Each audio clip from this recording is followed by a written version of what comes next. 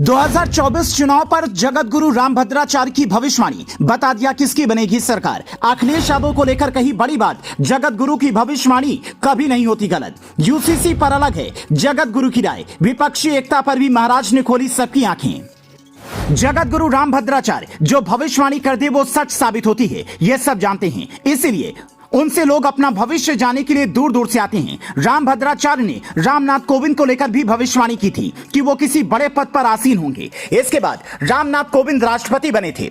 जगत गुरु रामभद्राचार्य स्वामी रामभद्राचार्य महाराज चित्रकूट के तुलसी पीठ के संस्थापक हैं। वो चित्रकूट स्थित जगत गुरु रामभद्राचार्य हैंडीकैप्ड यूनिवर्सिटी के आजीवन चांसलर हैं।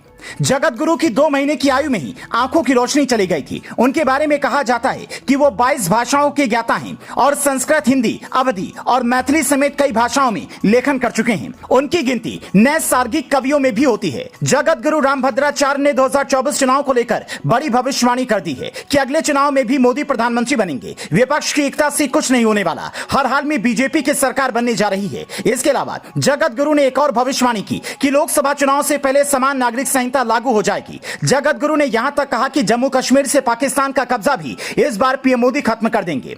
मतलब बागेश्वर धाम ने जो भी पर्ची निकाली है वो अब जगत गुरु ने बता दिया है, क्योंकि धीरेन्द्र शास्त्री भी हैं जो जगत गुरु के ही चले हैं। जगत गुरु ने अखिलेश यादव को लेकर भी एक बड़ा बयान दिया। इसे भविष्यवाणी मत समझिएगा, लेकिन बात ऐसी है कि अखिलेश यादव को पसंद नहीं आएगी। जगत गुरु से सवाल किया गया कि क्या अखिलेश यादव ने उनसे दीक्षा लेने के लिए संपर्क किया है, तो उन्होंने कहा अखिलेश यादव भी मेरी दीक्षा लेने की पात्रता नहीं रखते हैं। राम जन्मभूमि विवाद में जब सुप्रीम कोर्ट के न्यायाधीशों ने गुरु रामभद्राचार्य से भगवान राम के जन्म स्थान के बारे में शास्त्रीय और वैदिक प्रमाण मांगे थे, तो उन्होंने अथर्ववेद का हवाला दिया था। उन्होंने अथर्ववेद के 10वें कांड के 31वें अनुवाक में दूसरे मंत्र का हवाला देते हुए भगवान राम के जन्म का वैदिक प्रमाण दिया था।